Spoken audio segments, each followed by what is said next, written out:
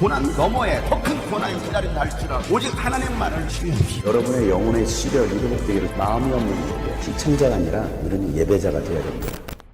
샬롬, 오늘도 주님께 주신 복된 하루가 시작되었습니다. 하나님께 주신 위로와 평강이 여러분의 삶에 또 여러분의 가정에 가득하기를 예수 이름으로 축복합니다. 함께 나눌 말씀은 잠언 2장 1절부터입니다. 아이들아, 내 말을 받아들이고 내 명령을 마음속 깊이 간직하여라. 지혜에 내 귀를 기울이고 명철에 내 마음을 두어라. 슬기가 외쳐 부르고 명철을 얻으려고 소리를 높여라. 은을 구하듯 그것을 구하고 보화를 찾듯 그것을 찾아라. 그렇게 하면 너는 주님을 경외하는 길을 깨달을 것이며 하나님을 아는 지식을 터득할 것이다. 주님께서 지혜를 주시고 주님께서 친히 지식과 명철을 주시기 때문이다. 정직한 사람에게는 분별하는 지혜를 마련하여 주시고 흠없이 사는 사람에게는 방패가 되어 주신다. 공평하게 사는 사람의 길을 보살펴 주시고 주님께 충성하는 사람의 길을 지켜주신다. 그때에 너는 정의와 공평과 정직, 이 모든 복된 길을 깨달을 것이다. 지혜가 내 마음속에 들어가고 지식이 내 영혼을 즐겁게 할 것이다. 분별력이 너를 지켜주고 명철이 너를 보살펴 줄 것이다. 지혜가 악한 사람의 길에서 너를 구하고 겉과 속이 다르냐 말하는 사람에게서 너를 건질 것이다. 그들은 바른 길을 버리고 어두운 길로 가는 사람들이다. 그들은 나쁜 일 하기를 좋아하며 악하고 거스르는 일 하기를 즐거워한다. 그들의 길은 구부러져 있고 그들의 행실은 비뚤어져 있다. 아멘. 어른 세대들이 자주 쓰는 말 가운데 하나가 요즘 애들이란 단어입니다. 요즘 애들은 너무 타락해 있다, 이런 말들을 많이 합니다. 그런데 요즘뿐만이 아닙니다. 이미 1000년 전에도 2000년 전에도 그 요즘 애들은 동일하게 있었습니다. 시대마다 요즘 애들이 있었는데 그 아이들의 특징이 무엇입니까? 지혜를 구하지 않는다는 것입니다. 세상에서 사는 법, 옳고 그름에 대해서 분별력이 없는 것입니다. 이러한 분별력은 지혜로부터 옵니다.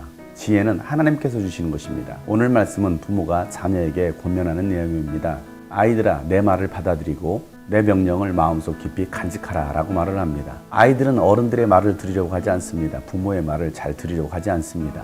자기 생각이 옳다라고 주장하고 고집만을 부리는 아이들도 있습니다. 그러한 아이들은 하나님께서 기뻐하시는 일이 무엇인지를 깨닫지 못하는 아이들입니다. 자녀들은 부모가 하는 말을 귀담아 들어야 됩니다. 그 명령을 마음속 깊이 새겨야 합니다.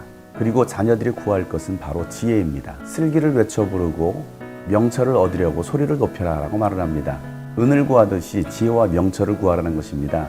보화를 찾듯이 지혜를 찾으라고 말씀합니다. 자녀들이 지혜를 구하기보다는 지금 당장 필요한 것들을 구합니다. 돈을 요구합니다. 좋은 스마트폰을 찾습니다. 자신들이 바라는 것들, 자신들이 원하는 것들을 요구하고 있습니다. 이러한 것들은 결코 유익한 것이 아닙니다. 세상을 살아가는 데 있어서 유익한 것은 바로 지혜입니다. 지혜를 찾고 찾을 때에 주님을 경외하는 법을 깨닫고 하나님을 아는 지식을 터득하게 됩니다. 주님께서 지혜를 주시기 때문입니다.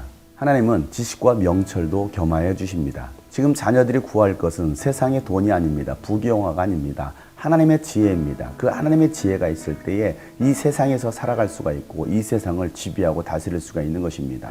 그러나 이 지혜가 없다고 한다면 결국은 이 세상에서 지배당하고 살아가게 될 것입니다. 하나님을 경외하는 것이 아니라 하나님께서 싫어하시는 일들을 행하며 살아가게 될 것입니다. 하나님 말씀 안에서 정직한 사람에게는 하나님께서 지혜를 부어주십니다. 또한 흠없이 살아가는 사람에게는 하나님께서 방패가 되어주십니다. 옳고 그른 것에 대한 분별력이 있기 때문입니다. 하나님의 법을 따라 공평하게 살아가는 사람에게는 길을 보여주시고 주님께 충성하는 사람에게는 그 길을 지켜주십니다. 내가 지금 어디로 가야 될지 무엇을 해야 될지 알지 못합니까?